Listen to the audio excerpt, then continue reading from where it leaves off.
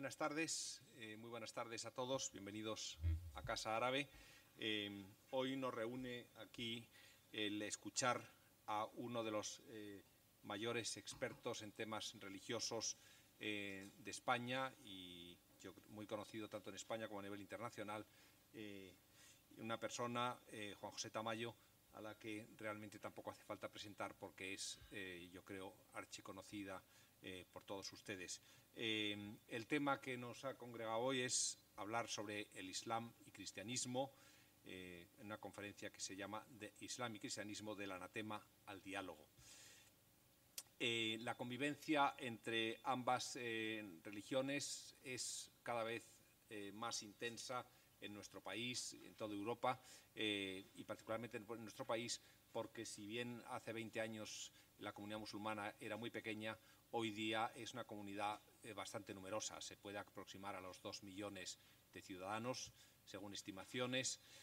Ha pasado de ser un tema de política internacional, porque el Islam era una cultura, una religión ajena a nosotros, como digo, a ser un tema doméstico.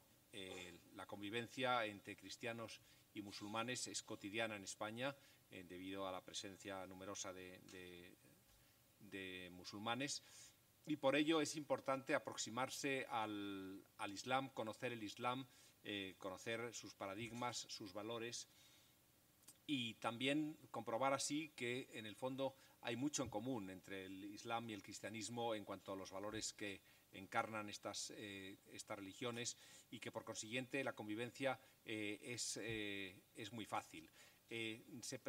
Aquí recibíamos hace poco a la conocida, la experta también en religiones y concretamente religiones comparadas, a la Premio Príncipe de Asturias Karen Armstrong, en una conferencia en la cual nos acompañó también Juan José Tamayo en esta sala, y ella decía que habría que pasar de la tolerancia hacia la apreciación del otro, ¿no? A mí esta consideración me pareció especialmente bonita e interesante. Efectivamente, se trata no solo de tolerar a quien es distinto por sus convicciones religiosas, por su cultura, sino a apreciarlo. Y para apreciarlo hace falta conocer lo que él piensa, ¿no?, para poder realmente valorarlo, ¿no? Yo creo que es un mensaje bonito y para eso nos va a ayudar sin duda esta conferencia, ¿no? Quisiera decir finalmente unas líneas sobre Juan José Tamayo, que como les digo es muy conocido, pero en fin, ustedes saben, como saben, es doctor en Teología por la Universidad Pontificia de Comillas, en Filosofía por la Universidad Autónoma de Madrid, es director de la Cátedra de Teología y Ciencias de las Religiones Ignacio Ellacuría de la Universidad Carlos III de Madrid y profesor de la Cátedra de Tres Religiones de la Universidad de Valencia. Ha escrito más de 70 libros, muy conocidos, como digo, tanto a nivel nacional como internacional, y está metido en multitud de actividades sobre distintos temas, tanto sobre temas religiosos como cuestiones de derechos humanos, feminismo, utopías, pensamiento utópico, fundamentalismos, en fin, son múltiples los temas que ha tratado, que ha abordado y en los que tiene una gran experiencia. Sin más, les dejo. Juan José, tienes la palabra. Muchas gracias por acompañarnos hoy. Buenas tardes, tengan todas y todos, y empiezo por agradecer la invitación de nuevo a hablar en Casa Árabe, y ese agradecimiento lo personalizo en el director de esta casa, director y amigo, Pedro Martínez Albial, y Elena González, que está aquí en primera fila, que es con quien he mantenido una relación permanente para ir preparando esta actividad. Y es la tercera vez que vengo a esta casa y que intervengo en este espacio de diálogo, espacio de encuentro, en la Casa Árabe, que ya la considero como una casa común y casa también mía. La primera vez que vine invitado fue para presentar mi libro Islam, Cultura, Religión y Política, y en concreto me acompañaron en aquella espléndida presentación, por la calidad de los presentadores, Pedro Martínez Montávez y Carmen Ruiz Bravo Villasante. La segunda vez que fui invitado fue un año o dos después para participar en la presentación de un libro espléndido de un intelectual egipcio heterodoxo, cuya heterodoxia en la hermenéutica del Corán y del Islam le costó su cátedra en la universidad, que era Abu Said, Hamid Abu Said, que tiene un libro espléndido, lo presentamos aquí, titulado El Corán y el futuro del Islam. Y hoy soy invitado de nuevo, pasados ya 7 u 8 años, para hablar del cristianismo y el Islam, del anatema al diálogo. Y felicito a la Casa por haber decidido tratar este tema, que yo creo que puede contribuir a desactivar pues esa islamofobia que está escondida en muchos pliegues de las personas y en el imaginario social, y a fomentar pues la colaboración entre estas dos religiones que suman casi la mitad de la humanidad. 2.000 millones de seguidores y seguidoras tiene el cristianismo, 1.500 millones tiene el Islam. Y yo creo que este tema, y espero que esta conferencia contribuya precisamente también pues a la construcción de una sociedad intercultural, interreligiosa, interétnica, más justa y más solidaria. Y la primera idea que quería comunicarles es que Islam y cristianismo pertenecen a la misma familia de las llamadas religiones monoteístas. Y en ese sentido, pues comparten ese rico patrimonio cultural, ético, religioso, liberador, pero al mismo tiempo también hay que reconocerlo de manera dialéctica, comparten unas prácticas de intolerancia y de violencia poco imitables. Al mismo tiempo, como sucede en las mejores familias, pues las relaciones han sido muy cordiales, de colaboración, de diálogo durante algún tiempo. Por ejemplo, el caso de Al-Ándalus, el paradigma Córdoba, del que habla Ramin Jahanbeglou, esa etapa de la historia de España que fue tan fecunda en ese diálogo y en ese encuentro entre cristianismo, islam y judaísmo, ¿no? Las grandes figuras de ese momento en Al-Ándalus, la figura de Averroes, la figura de Maimónides, la figura de Ibn Arabi. Y en ese sentido, pues hay que decir que tampoco han faltado enfrentamientos, conflictos e incluso guerras. La más destructiva de todas ellas, la más larga sin duda ninguna, fueron las cruzadas. Y por eso yo creo que en la dirección que ha indicado el director Pedro Martínez, habría que intentar cambiar de paradigma en las relaciones. El paso del paradigma al diálogo, como indica el propio título. Y aquí me voy a centrar específicamente en el diálogo que mejor conozco, que es el diálogo religioso. Pero claro, para pasar del paradigma del anatema y del conflicto al diálogo y a la colaboración y al entendimiento y al encuentro, yo creo que tienen que darse una serie de condiciones que son las que voy a exponer en esta conferencia. La primera es el paso del Dios de la guerra al Dios de la paz. La segunda, el paso del monoteísmo fundamentalista a un monoteísmo ético. La tercera, la recuperación de dos de las manifestaciones más bellas y más auténticas de ambas religiones, que son la mística en el cristianismo, el sufismo en el islam. La cuarta sería una orientación de la economía desde la perspectiva de la justicia y la solidaridad. La quinta, el diálogo entre culturas y religiones. Y la sexta, que me parece importantísima y no me gustaría dejar de hablar de ella por extenderme demasiado en los otros tránsitos, el paso del patriarcado islamo-cristiano a una hermenéutica o a una interpretación feminista de los textos fundantes de esas religiones. Voy a hacer un breve recorrido sobre cada uno de estos tránsitos para que realmente se pueda llegar a esa colaboración y a esa construcción común.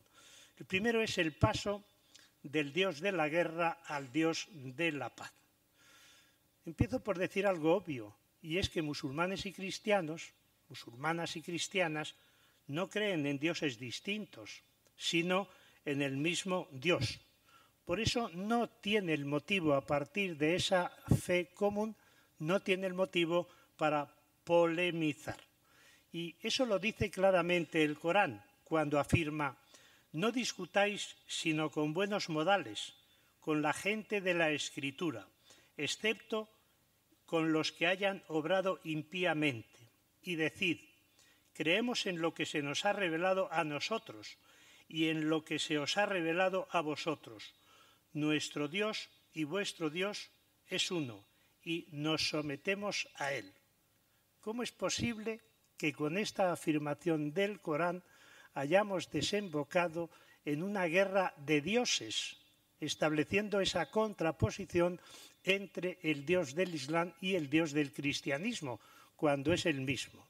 Recuerdo todavía con mucha tristeza un famoso sermón, una conferencia que pronunció el Papa Benedicto XVI, no sé si la recuerdan, en Ratisbona, el año 2006, el 12 de septiembre. Y ahí se le ocurrió decir que el Dios del Islam estaba vinculado a la violencia, mientras que el Dios del cristianismo estaba vinculado a la racionalidad. Saben ustedes las consecuencias que tuvo aquella conferencia, porque además la pronunció en la universidad de la que él había sido profesor. Yo había estado 2 o 3 años antes en un encuentro entre intelectuales alemanes e intelectuales españoles, pues hablando de diferentes temas con afinidades y diferencias. Y enseguida me acordé, después de escuchar esta conferencia, me acordé de otro papa, de un predecesor suyo, Gregorio VIII, del siglo XI, que dice en una carta que escribe al emir de Mauritania, le dice que el Dios de los musulmanes y el Dios del cristianismo es el mismo Dios, si bien es distinta la forma de adorarlo.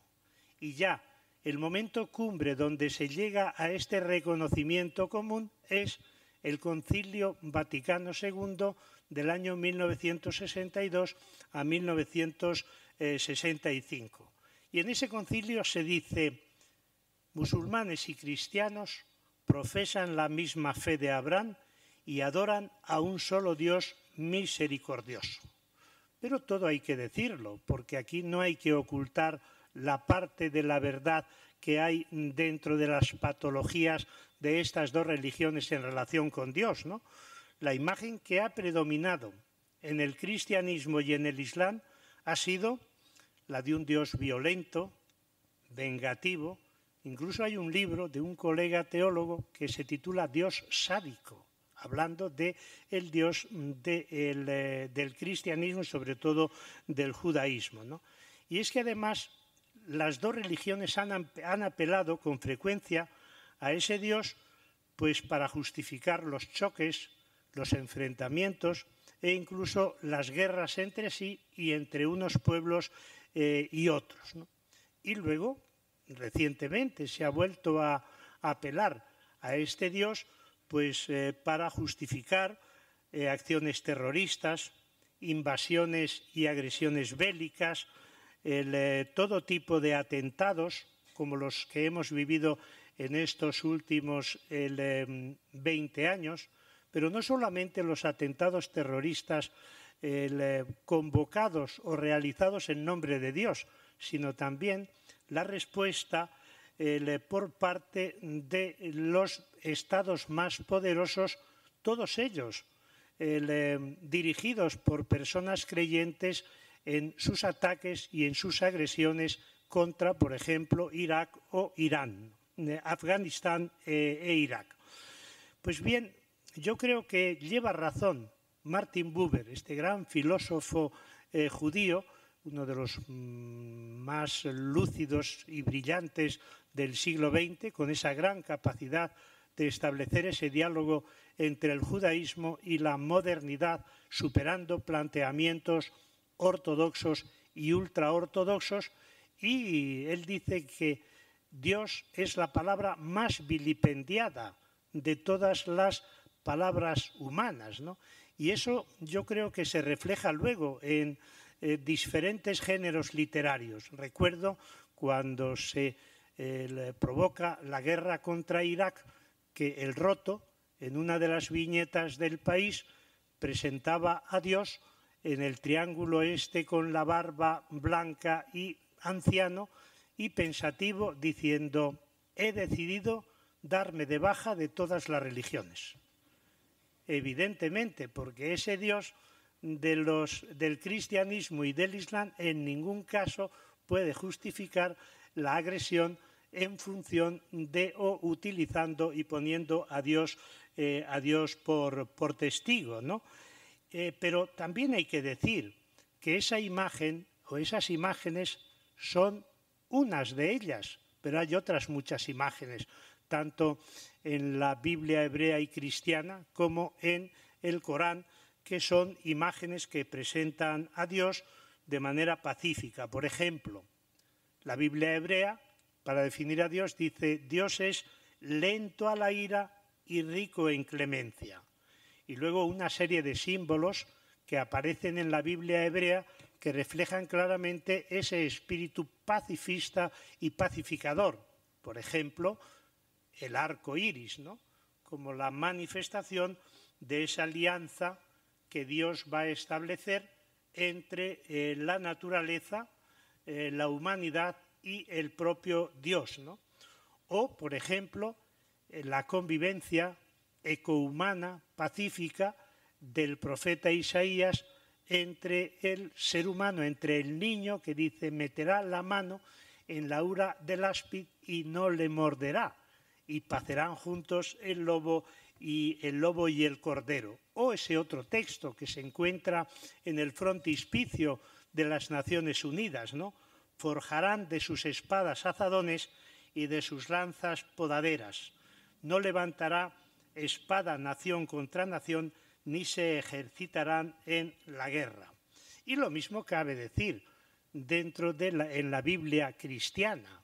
¿Cuál es la bienaventuranza que Jesús proclama en ese sermón famoso de la montaña que tanta impresión provocó a Gandhi? Pues bienaventurados los que trabajan por la paz, porque ellos serán llamados hijos de Dios. Pero lo mismo sucede en el Islam, en el Corán. El Corán tiene textos terribles donde presenta a un Dios de una radicalidad violenta extraordinaria, ¿no? Pero al mismo tiempo tiene los 99 más bellos nombres de Dios. Fíjense que posiblemente nunca hayan oído hablar de esto. Los 99 más bellos nombres de Dios. Y he tomado algunos para ejemplificación de esta otra imagen, ¿no? Dios es invocado como muy misericordioso, el más generoso, compasivo, clemente, perdonador, prudente, indulgente, comprensivo, protector de los pobres, amoroso, abogado, amigo protector, auxiliador, bueno, bienhechor, defensor, y en una de las suras del Corán se le define como la paz, quien da seguridad, y el custodio, ¿no? Y como saben, todas las azoras o las suras menos una comienzan con la invocación en el nombre del Dios, el clemente y el compasivo. El segundo tránsito, el segundo cambio de paradigma que yo creo que tiene que producirse para que realmente lleguemos a una actitud de diálogo y de colaboración es el paso del monoteísmo fundamentalista al monoteísmo ético. No es lo mismo. Entonces, las preguntas, pues claro, son preguntas importantes que tenemos que hacer sobre el monoteísmo. Es decir, ¿pertenece a la naturaleza del monoteísmo? ¿Pertenece a la esencia de los monoteísmos el fundamentalismo o se trata de una patología? El monoteísmo implica la posesión única de la verdad, de forma que no se reconozca que la verdad existe también en otras cosmovisiones, en otras tradiciones culturales, en otras culturas y en otras religiones. O dicho ya más directamente, ¿son los textos de las religiones monoteístas fundamentalistas o lo es la lectura que se hace de ellos? Claro, ¿son el cristianismo y el islam realmente fundamentalistas o remiten derechamente al fundamentalismo? Son preguntas que tenemos que hacernos y de manera especial en el caso del cristianismo y del islam. Y lo primero que hay que constatar es que estas religiones, que se llaman también abrahámicas, pues llevan en su seno unos grados altísimos de intolerancia, ¿no? Incluida la violencia y las guerras en nombre de Dios, como anteriormente he indicado, ¿no? Y unas guerras en nombre de Dios que reciben el nombre de Guerra Santa, ¿no? Guerra Santa que en realidad no es una expresión que procede del Islam, sino del judaísmo, ténganlo ustedes en cuenta, ¿no? Y luego, dentro del cristianismo, pues no sé si durante mucho tiempo se llegó a hablar de Guerra Santa, pero sí se habló de guerra justa.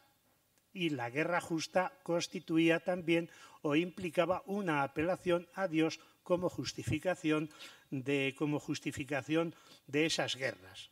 Y es verdad que el fundamentalismo está construido sobre todo en las religiones monoteístas. Fíjense cómo se construye el fundamentalismo. Primero, la creencia en un solo Dios, único y verdadero, y además universal, de creyentes y no creyentes. Segundo, ese Dios revela su voluntad y su plan de salvación o de condenación a una persona, a un profeta, a un visionario. Y esa persona traduce esa voluntad divina en un texto, el texto sagrado, la Biblia hebrea, la Biblia cristiana, el Corán. Se darán cuenta de que hablo de Biblia hebrea y Biblia cristiana y no de Antiguo Testamento y Nuevo Testamento. No me gusta. ¿Por qué tenemos que calificar a la Biblia hebrea de Antiguo Testamento como algo anticuado y ya superado? ¿Por qué tenemos que calificar a la Biblia cristiana de Nuevo Testamento como si fuera algo que no estuviera en continuidad con la Biblia hebrea? Pues tercera paso para la construcción del fundamentalismo. Esa voluntad que Dios ha transmitido a un profeta o a un visionario se pone por escrito. Y ese texto se define como palabra de Dios. Y por tanto, si es palabra de Dios, es inerrante en todos los campos y en todos los terrenos. Y eso es lo que dice el fundamentalismo. Si el Génesis dice que Dios crea al hombre del barro y a la mujer de un hueso del hombre de Adán, hay que considerar que esa es verdad. Pero lo mismo que las verdades en el campo astronómico o cosmológico o geográfico o cultural. Y cuarto, ese texto, entendido en sentido literal, solo admite una interpretación auténtica, que es la de aquellas personas que están especializadas en el campo de la interpretación.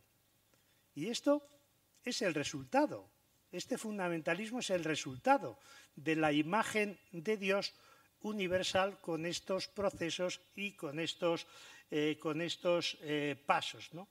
Pero claro, a mí me parece que esta es una construcción del monoteísmo y del fundamentalismo que es errática, porque existe otra forma también de construcción del monoteísmo, que no se mueve en el ámbito del fundamentalismo, sino en el terreno ético, ¿no? Y por eso, tanto en el Islam como en el judaísmo, como en el cristianismo y en sus libros sagrados, no se define a Dios al modo griego como conocimiento de conocimiento. No se demuestra a Dios a través de una cadena de pruebas como hizo Tomás de Aquino por influencia de Aristóteles en las famosas 5 pruebas de la existencia de Dios. Es decir, no entra dentro de la imagen de Dios de estas 3 religiones una especie de lógica ontológica y de lógica metafísica o de lógica filosófica, ¿no? Conocer a Dios en las 3 tradiciones religiosas es practicar la justicia. Fíjense que ese es el cambio fundamental del concepto de verdad. El concepto de verdad que yo estudié en mi época de la filosofía escolástica era la adecuación del entendimiento con la realidad. En este caso, más bien, de lo que se trata es de practicar la justicia y el derecho, hacer el bien, evitar el mal. Los profetas de Israel, por ejemplo, pues dice que son enviados para vendar los corazones rotos, para pregonar a los cautivos la libertad, para pregonar a los reclusos la liberación y consolar a los que lloran. Claro, no es, por tanto, una cuestión de conocimiento abstracto, sino que es una respuesta o una forma de responder a la llamada de Dios a través de la opción por las personas y los colectivos excluidos y marginados. Y lo mismo cabe decir de la figura del fundador del cristianismo, Jesús de Nazaret. Imagen visible del Dios invisible, dice Pablo en la carta a los colosenses. Pero ¿cómo visibiliza Jesús de Nazaret a Dios? No a través de grandes acontecimientos, no mediante gestos espectaculares que interrumpen el curso de la historia o el curso de la naturaleza, sino a través de, como decimos dentro de la teología de la liberación, a través de una praxis liberadora. En mi cristología, en mi estudio sobre Jesús de Nazaret, tengo 3 volúmenes en la editorial Trota, el esquema y la formulación o la síntesis de mi planteamiento sobre Jesús de Nazaret sería la siguiente. Apareció un hombre libre que realizó prácticas de liberación y por eso lo mataron. Fíjense, apareció un hombre libre que realizó prácticas de liberación, por eso lo mataron. Lo alejado que está esta imagen de Jesús de la imagen dogmática que se va construyendo a partir de los concilios de la Edad Antigua y luego de los concilios medievales. Pero por si hubiera todavía alguna duda sobre este carácter ético del monoteísmo en el cristianismo y en la figura de Jesús de Nazaret, pues nos encontramos con las bienaventuranzas o el sermón del monte, ¿no? Que propone unos mínimos éticos a los seguidores de Jesús. Y les decía hace un momento que las bienaventuranzas fueron un gran descubrimiento para Gandhi, ¿no? Dice, yo estaba en Londres estudiando y un judío me facilitó el Antiguo Testamento. Dice, y lo leí y no pude seguir leyéndolo porque me aburría y me escandalizaba. Dice, pero luego me encontré con las bienaventuranzas y descubrí que ese era un verdadero programa de reforma social. Y lo mismo cabe decir del Islam. El centro del Islam es precisamente la ética, ¿no? La confesión de fe de los musulmanes y musulmanas, que es la Shahadá, solo Dios es Dios y Mahoma su profeta, es inseparable de los deberes sociales, ¿no? ¿Y cómo revela el profeta Muhammad a Dios? Pues a través de actitudes y prácticas de solidaridad, para con las personas extranjeras, los huérfanos y las huérfanas, la acogida a las viudas, en definitiva, bajo la opción por las personas y los colectivos excluidos. Fíjense que Muhammad, que era un hombre místico y que era una persona religiosa profunda, pasaba todos los años un mes de retiro en una de las cuevas del monte Gira. Y ahí no solamente tuvo la experiencia del encuentro con Dios, sino que su reflexión era también de carácter social. Y decía, ¿cómo es posible que estas creencias religiosas politeístas generen las desigualdades y las diferencias a todos los niveles, incluso en las propias familias?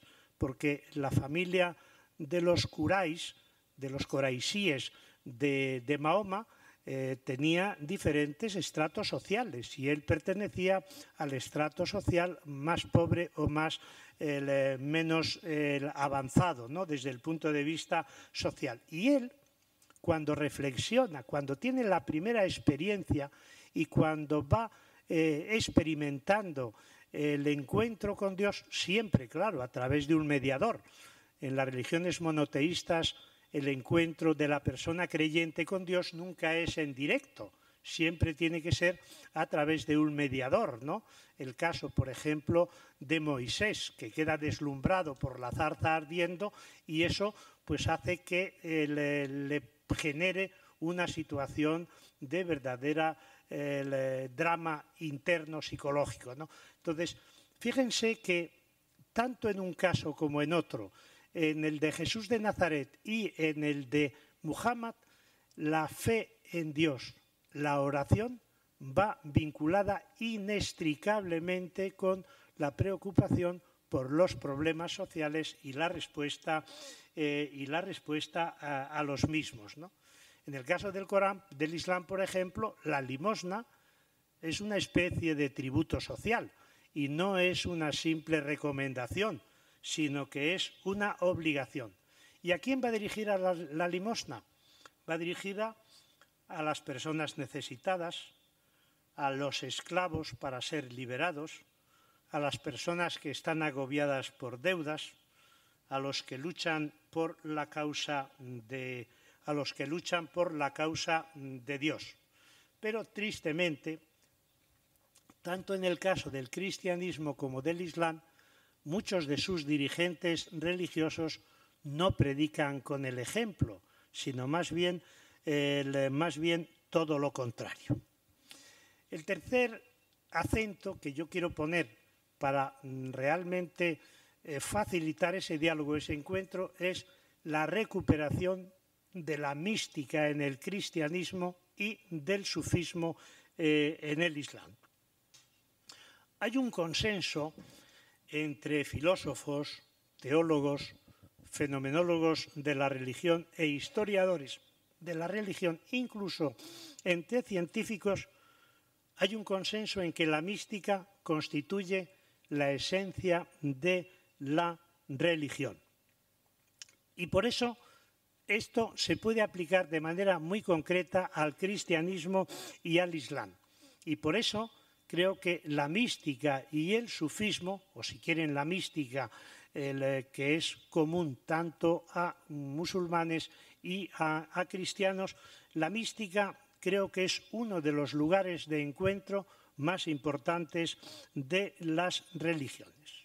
Ninguna de las dos religiones surge de un programa político, ni de un credo dogmático, sino de una experiencia mística, tanto de Muhammad como de Jesús de Nazaret. Los evangelios dicen que Jesús, en esos momentos de subidón que tenía cuando era aclamado por las multitudes, bajaba el subidón, lo enfriaba, ¿cómo?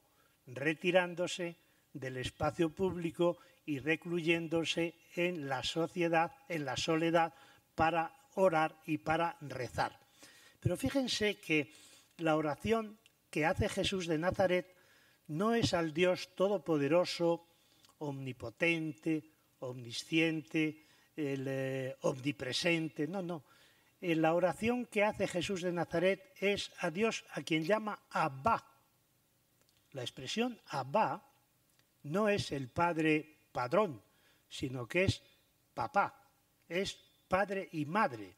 Es decir, que por tanto la imagen de Dios que revela y con la que se comunica Jesús no es el Dios opresor, no es el Dios que domina y que oprime a las personas creyentes y las somete y las convierte en fieles y serviles criaturas, sino que es el papá y la mamá misericordiosos, personas en la que se confía. Pero al mismo tiempo también en esa oración se preocupa por las situaciones de injusticia y de insolidaridad que se dan dentro del pueblo judío. Y lo mismo cabe decir de la meditación, como indiqué anteriormente, del profeta Mahoma en una de esas cuevas del monte Gira durante ese mes que luego se reconoció como el mes del ayuno, el mes de Ramadán. Dentro del cristianismo, por ejemplo, pues ahora se está reforzando y se está potenciando mucho la mística medieval. Y dentro de la mística medieval, la mística femenina, la mística de las mujeres, ¿no? Claro, la idea, el concepto de mística, yo creo que está muy devaluado, porque es pues una imagen que se tiene de la persona mística como una especie de irracional, de antiintelectual, de prerracional quizás. Entonces el estado del místico se sitúa fuera del ámbito de la razón, fuera del terreno de la lógica, ¿no? Y yo creo que, que eso no es así. Todo lo contrario, en los últimos estudios que estoy leyendo sobre la mística cristiana, judía y musulmana, lo que observo es que los místicos y las místicas compaginan armónicamente el intelecto y la afectividad, la razón y la sensibilidad, la experiencia y la reflexión y, sobre todo, la facultad de pensar y la facultad de amar. Es decir, el amor es inseparable del pensamiento. Fíjense la importancia que tiene la mística en la historia del pensamiento occidental, que María Zambrano llegó a considerar la experiencia mística como una experiencia antropológica fundamental. Y hay autores que dicen que la mística es el preámbulo para el reconocimiento de la subjetividad que tiene lugar en el Renacimiento y en la filosofía moderna posterior. O esa imagen que se tiene de las personas místicas, de que son pasivas, de que no actúan por miedo a mancharse las manos, ¿no? Y realmente no es así. Conocí hace ya muchos años, falleció 8 o 10 años hace, a una religiosa Cristina Kaumann, que no sé si la recuerdan, que intervino en un programa de televisión y se atrevió a hacer una oración que impactó y nos dejó a todos boquiabiertos. Pues ella, Cristina Kaumann, dice: la mística es el dinamismo interno de toda actividad solidaria y creativa del cristianismo y del Islam. Crea personas de incansable entrega a los demás, de capacidad de transformación de las relaciones interpersonales, ya que hace vivir al sujeto en consciente y operativa comunicación con la misma fuente de la vida. Yo me atrevería a hacer la siguiente afirmación, sé que es arriesgada y me viene en este momento a la mente. La mística ha sido el fenómeno que ha salvado a las religiones de su desaparición. ¿Por qué? Porque tanto en el Islam como en el cristianismo se produce a lo largo de la historia una identificación tal con el poder. En las propias religiones se convierten en una estructura de poder, con tantas perversiones que yo creo que han sido los profetas y las profetisas, los místicos y las místicas, quienes han salvado a estas dos religiones de su perecimiento precisamente por haber renunciado a ese elemento fundamental de esa experiencia, ¿no? Pero es que además tengan en cuenta que los místicos son muy incómodos, tanto al poder religioso como al poder político, y generalmente perseguidos, maltratados, detenidos, juzgados, condenados y ejecutados. Y entre los místicos, quienes se llevaron la peor parte fueron las mujeres místicas. Cuarto acento, que es el que yo creo que hay que poner para ese cambio de paradigma, el tema de la economía en ambas religiones. ¿Qué orientación dan las dos religiones monoteístas a la economía? Y yo la defino como una economía bajo la guía de la ética liberadora. ¿Por qué? Pues porque yo creo que tanto una como otra establecen un sistema de incompatibilidades. Y la incompatibilidad en estas religiones no es entre Dios y la sexualidad. La incompatibilidad en realidad es entre el amor a Dios y el apego al dinero, ¿no? Y eso en ambos casos. En el caso, por ejemplo, del cristianismo, pues yo creo que la incompatibilidad está en esa idolatría de dar culto al dinero. ¿Recuerdan lo que se encuentra Moisés cuando baja del monte con las tablas de la ley? Que están adorando al becerro de oro. Pues yo digo, en el caso del modelo actual económico y en el caso del cristianismo histórico, a quien se ha adorado ha sido al oro del becerro. Precisamente en contra de la afirmación que hace Jesús. Nadie puede servir a dos señores porque aborrecerá a uno y amará al otro, o bien se entregará a uno y despreciará al otro. Es decir, que es la incompatibilidad absoluta, y por eso creo que ahora mismo el Papa Francisco está demostrando una coherencia evangélica extraordinaria al denunciar como incompatible con el cristianismo al capitalismo neoliberal. En su encíclica, La alegría del Evangelio, llega a decir que el actual modelo económico es injusto en su raíz.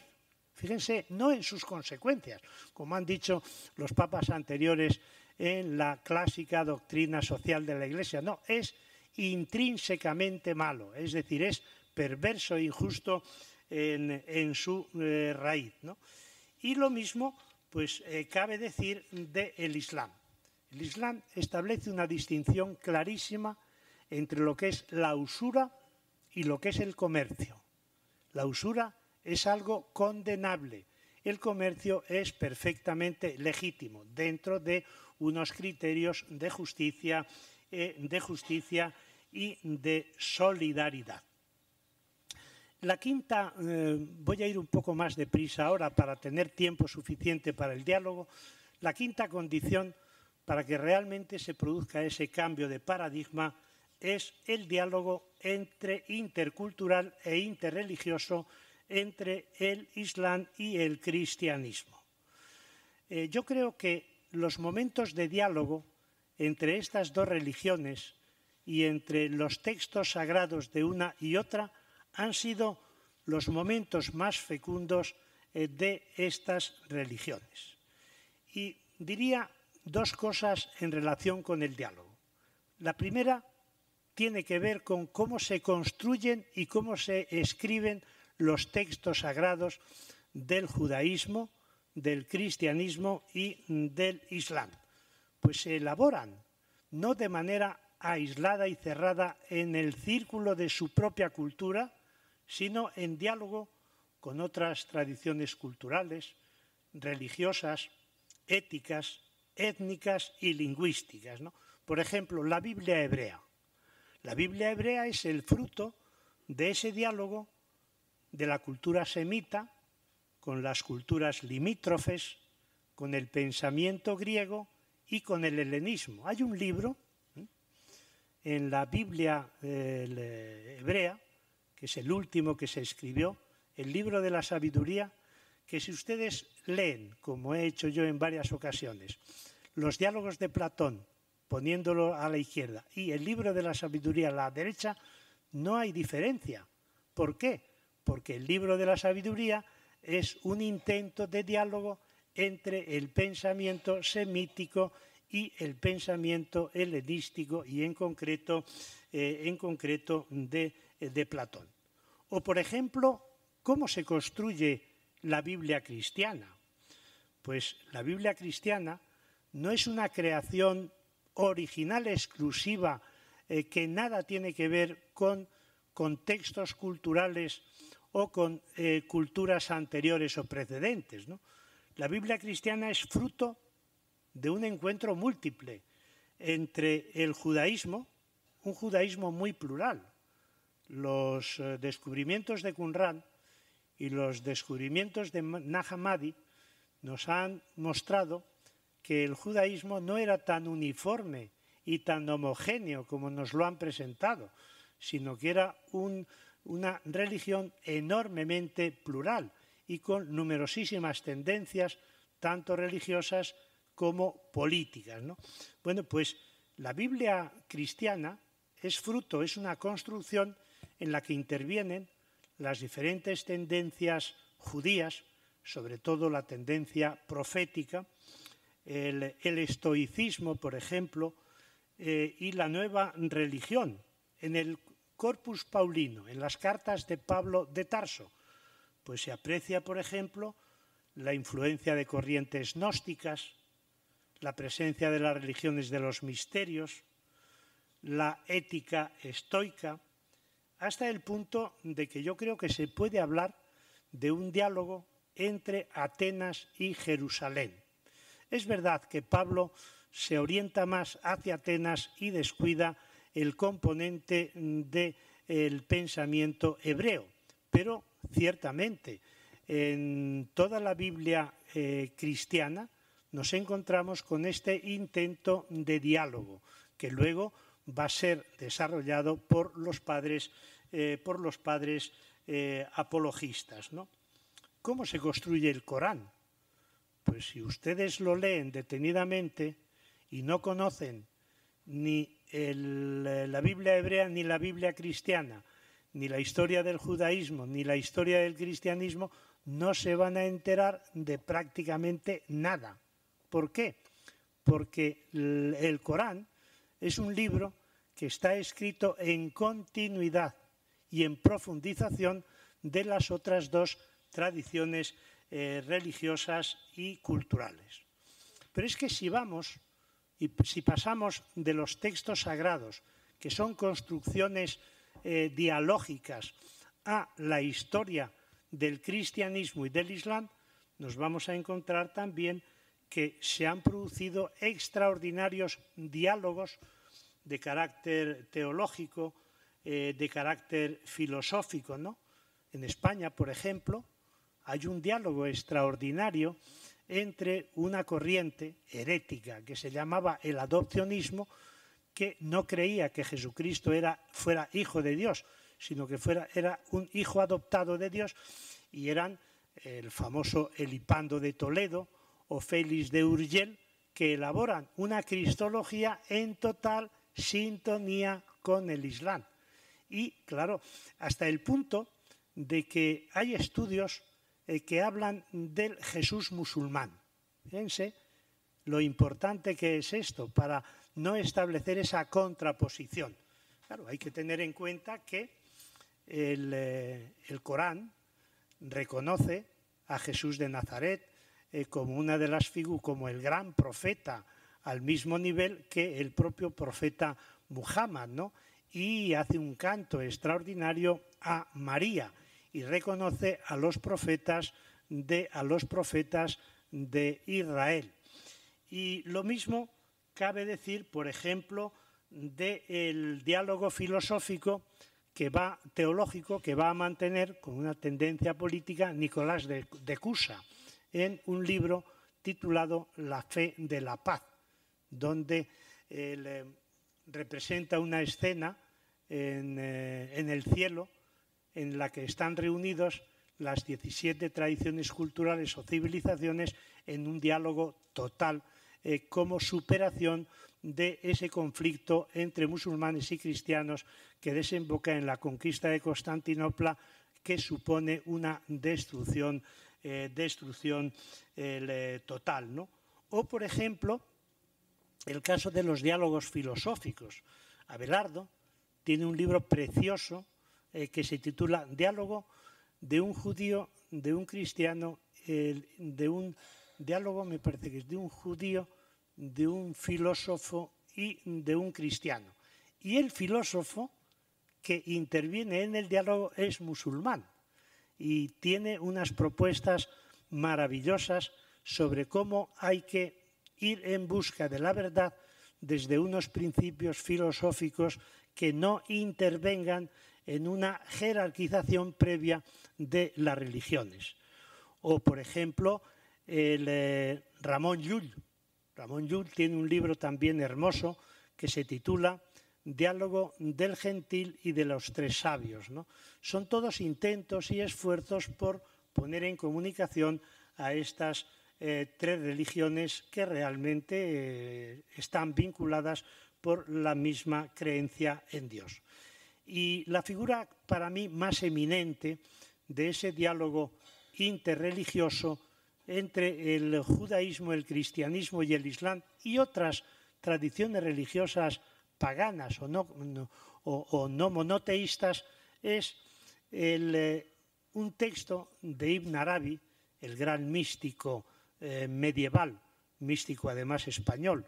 Nace en Murcia el año 1165 y muere en Damasco el año 1240. Pues tiene un texto que yo creo que refleja muy bien esta idea de diálogo y armonía. Y el texto dice lo siguiente: hubo un tiempo en que yo rechazaba a mi prójimo si su religión no era como la mía. Ahora mi corazón se ha convertido en el receptáculo de todas las formas religiosas. Es pradera de gacelas y claustro de monjes cristianos. Es templo de ídolos y caaba de peregrinos. Tablas de la ley y pliegos del Corán, porque profeso la religión del amor y voy donde quiera que vaya su cabalgadura, pues el amor es mi credo y mi fe. Yo mantengo una relación muy estrecha con amigos y amigas, teólogos, teólogas musulmanes y musulmanas, y hemos llegado a la conclusión o a la convicción de que no tiene sentido la conversión de los cristianos y cristianas al Islam o de los musulmanes y musulmanas al cristianismo, no tiene ningún sentido. ¿Por qué? Porque la creencia en el Dios de las tres religiones es una creencia que lleva a la consideración de una relación fraterno y sororal. Y por último, la otra condición para mí fundamental para que realmente se produzca este cambio de paradigma es el paso del patriarcado cristiano e islámico a una interpretación feminista de los textos sagrados y a una comunidad religiosa igualitaria entre hombres y mujeres. Parto de un hecho que es innegable, para no echar los pies para arriba, ¿no?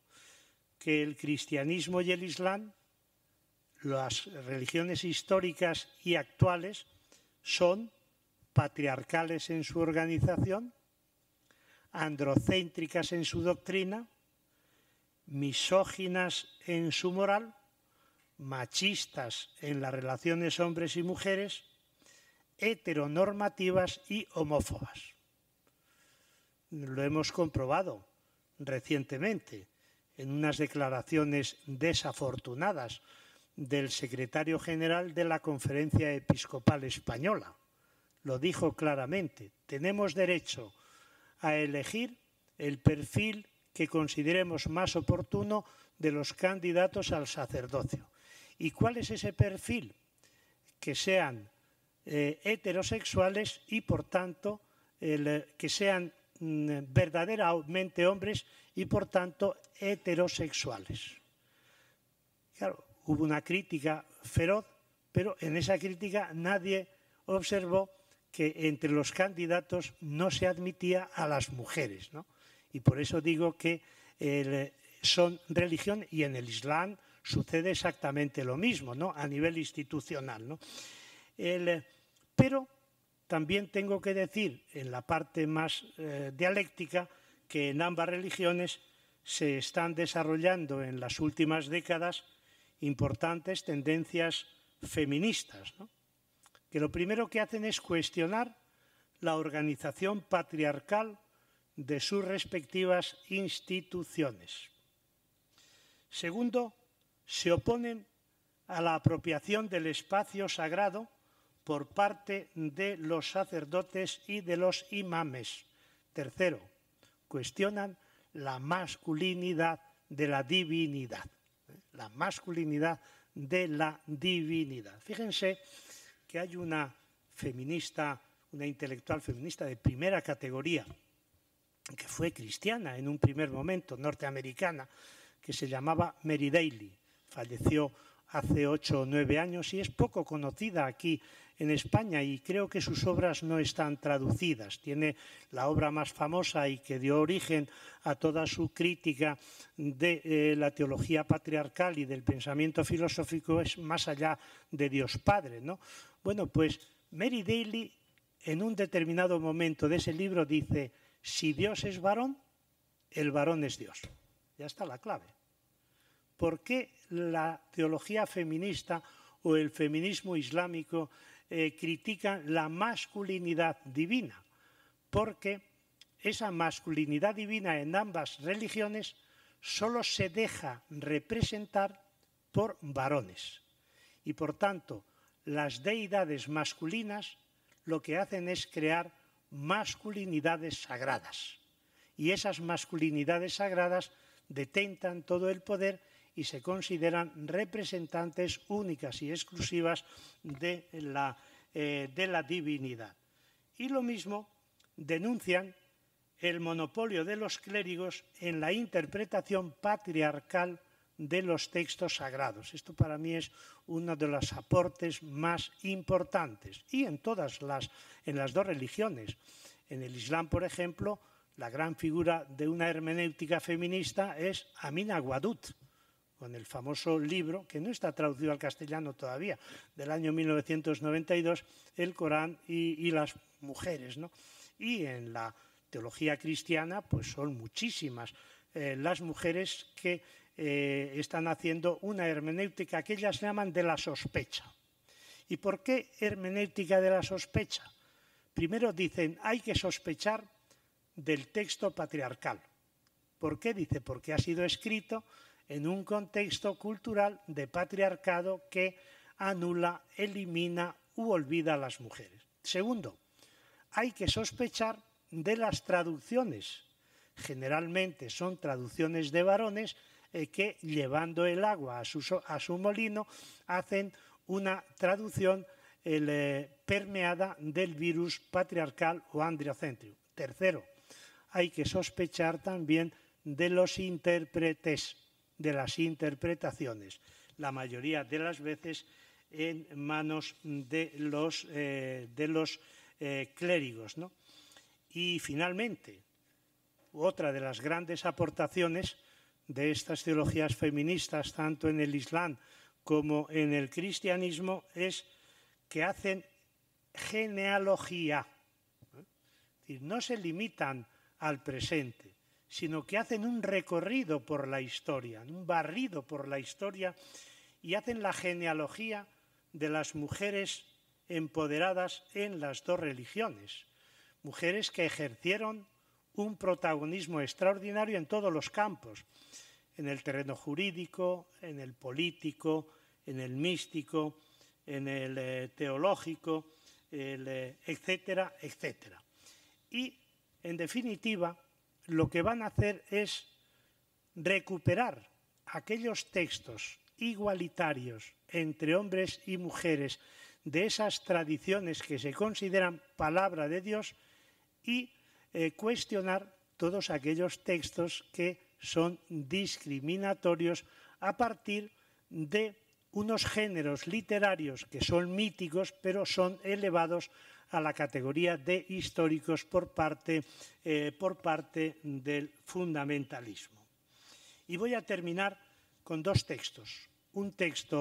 Dos textos igualitarios, uno del Corán y otro del Nuevo Testamento, de la Biblia cristiana. El texto del Corán igualitario lo pueden consultar en la Azora 33, la Aleya 35. Dice así, comillas: Dios ha preparado perdón y magnífica recompensa para los musulmanes y las musulmanas, los creyentes y las creyentes, los devotos y las devotas, los sinceros y las sinceras, los pacientes y las pacientes, los humildes y las humildes, los que y las que dan limosna, los que y las que ayunan, los castos y las castas, los que y las que recuerdan mucho a Dios. Y otro texto de la Biblia cristiana, y este corresponde pues a un autor a quien las feministas y los feministas varones le criticamos durísimamente, que es a Pablo de Tarso. Pero sepan, y esto es un paréntesis que creo que es muy importante y por tanto cuando quieran quitan el paréntesis, sepan que la mayoría de los textos atribuidos a Pablo que son misóginos o que son excluyentes de las mujeres son textos interpolados o de autores de la escuela paulina más papistas que el Papa. El texto, por ejemplo, de Efesios, no sé si recuerdan, ¿no?, que la mujer se someta al marido. Es un texto terrible, que luego resulta que una escritora italiana, presentadora de la RAI, escribió hace unos años un libro que se titula Cásate y sé sumisa, y el fundamento de ese título era precisamente la carta a los Efesios. Esa carta no es de Pablo, y lo mismo que la carta a Timoteo, en que dice que las mujeres no hablen en la comunidad o en la asamblea y que se salvarán por la maternidad, eso no es de Pablo. El texto auténtico de Pablo es el que les quiero leer, que dice: ya no hay judío ni griego, ni esclavo ni libre, ni hombre ni mujer, ya que todos vosotros sois uno en Cristo. Concluyo diciendo que con el cambio de paradigma que he descrito, el Islam y el cristianismo pueden contribuir a la construcción de una sociedad más justa, solidaria, igualitaria, fraterno-sororal, y no es ninguna cursilería lo de fraterno-sororal, por si no ubican bien la expresión o no entienden su justificación. Fraterno viene de frater hermano y sororal viene de soror. Y ya saben ustedes lo que ha pasado con la palabra fraternidad. Recordarán el lema de la Revolución Francesa: libertad, igualdad y fraternidad. Pues todos los hermanos revolucionarios de la Revolución Francesa excluyeron a las mujeres del derecho a elegir y a ser elegidas. Y a una mujer a quien se le ocurrió replicar a la Declaración de los Derechos del Hombre y del Ciudadano con otra declaración de los derechos de la mujer y de la ciudadana, nada menos que Robespierre, el gran revolucionario, le mandó a la guillotina. Por tanto, cuando digo que hay que unir a fraternidad, sororidad, sé lo que me digo y tiene su justificación y su explicación. Y en ese sentido, yo creo que con este cambio de paradigma y con estos tránsitos se puede decir que las dos religiones pueden contribuir a la construcción de una sociedad en la que las diferencias religiosas dejen de ser fuente de violencia y se tornen caminos de liberación para otro mundo posible. Muchas gracias.